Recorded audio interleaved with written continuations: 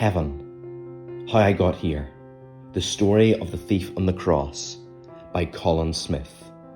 Chapter 8, Triumph, 3 p.m. His voice pierced the silence like the blast of a trumpet. It is finished. Father, into your hands I commit my spirit. No one has ever died like this. Have you ever heard of someone whose last words were spoken with a loud voice? When a man dies, his voice becomes weaker and weaker until it is no more than a whisper, and then he's gone. Nobody shouts at the moment of his death, but Jesus did. Christ entered into death, not in defeat, but in triumph. He was in complete control. He accomplished everything he had come to do and gave himself into death. Then all hell broke loose. The earth beneath me shook, causing the beam on which I was suspended to lurch violently. The shock was agonizing. The crowd, whose jeering had been quieted by the darkness, now erupted in panic and confusion. People screamed as the tremors ripped through the city. Cracks began to open up the ground. Was this the end? I knew my time had almost run out, but had humanity's time run out too? We had just crucified God's Son. God's justice had to fall. I closed my eyes and held my breath, bracing myself against whatever came next. I now know that God's judgment did fall that day, but it didn't fall on the soldiers who crucified him, the crowds who mocked him, or the disciples who deserted him. The judgment of God fell on the Son of God. If you had been there and witnessed the events that day, you would have not known this. But one thing was perfectly clear to everyone. God was putting his exclamation point on the death of his Son. I was amazed at what happened next. The commander, who was responsible for overseeing our executions, looked up at Jesus' lifeless body and said, "Surely this was the Son of God." The soldiers, who a few hours before had cast lots for Jesus' robe, now looked at each other in fear and terror. What have we done? For me, there was a strange comfort. The man who had carried out my execution now shared my faith.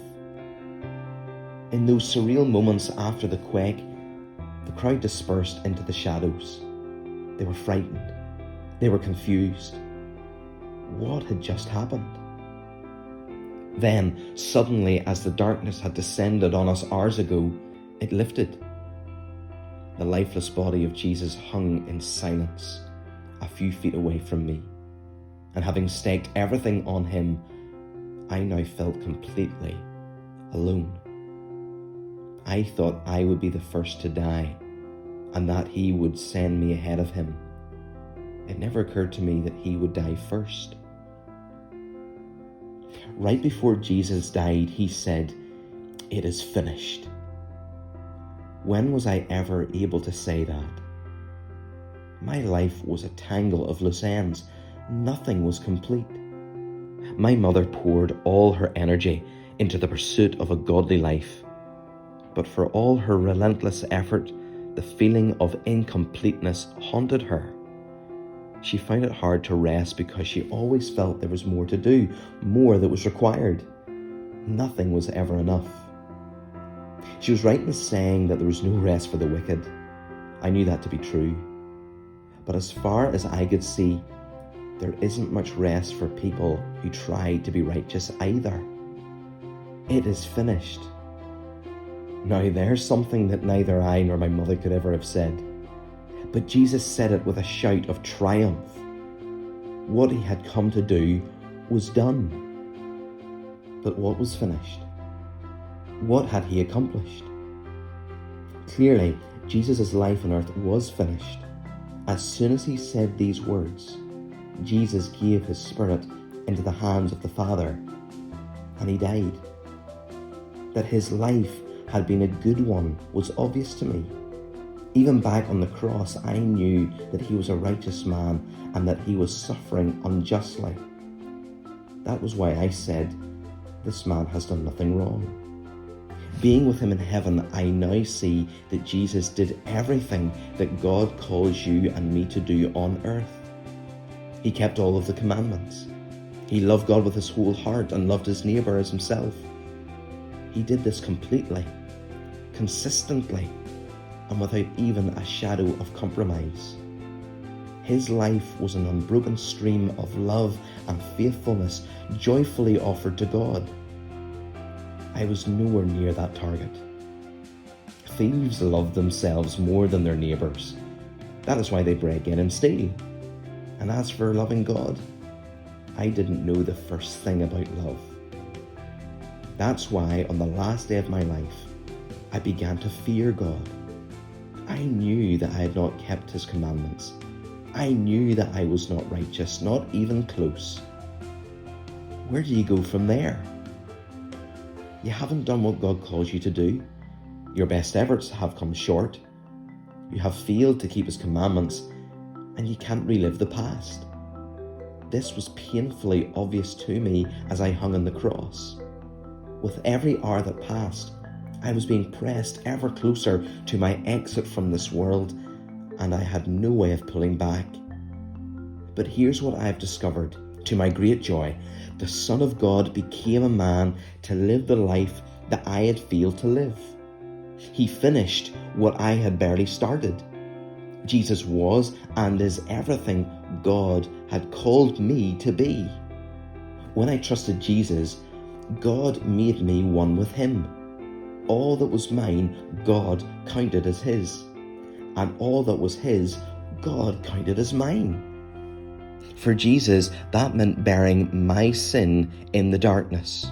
My sin was laid on him, and he bore its guilt as if it were his own. For me, it has meant being counted righteous by God. It was as if my sin-spattered soul was draped in the purity of the perfect life of Jesus, so that I could stand before God with the confidence to which Jesus himself would be entitled. If Jesus had only accomplished this for me, it would be amazing enough, but there was more. Having lived the perfect life, he then laid it down as a sacrifice. I knew plenty about sacrifices. Every year, the life of an unblemished lamb was laid down to commemorate the Passover, when the people of God were kept, guarded, and saved from God's impending judgment in Egypt. This was part of the fabric of our culture. People knew that they needed a sacrifice to offer and a priest to make the offering on their behalf.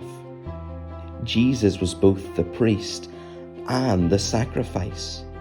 As the sacrifice, Jesus suffered meekly.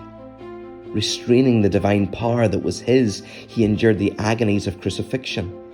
He submitted himself to the justice of heaven and to the punishment of hell. He absorbed heaven's rebuke, and he endured hell's torments. The divine wrath that I deserved was spent out in him. Hell burned itself out in him as far as I was concerned. It is finished. Jesus was also the priest who made the offering. The life of Jesus was not taken, it was given. He offered himself as a sacrifice to God on behalf of sinners, a perfect sacrifice of infinite value and worth. When the offering was complete and the sacrifice was made, he announced in triumph, "It is finished." I now know why his voice was so strong at the moment of his death. Jesus did not slide into death as a victim. He marched into death as a conquering warrior. If it had not been for Jesus, I would still be locked in an endless conflict with God. I would still be angry with him. I would still feel that he owed me a better life and a better eternity. My anger, rebellion against God would have grown stronger and more futile in eternity. I would still be standing with my little sword trying to take on the Almighty. It's a ridiculous picture, isn't it? And now it's clearer to me than ever before that my fight with God is a fight that I could never win. You don't have to live one more minute of your life locked in conflict with God either. You can put down your sword today. You can rest from this battle. This is a war you could never win. Now you don't have to. Jesus laid down his life so you could know real peace with God for all eternity.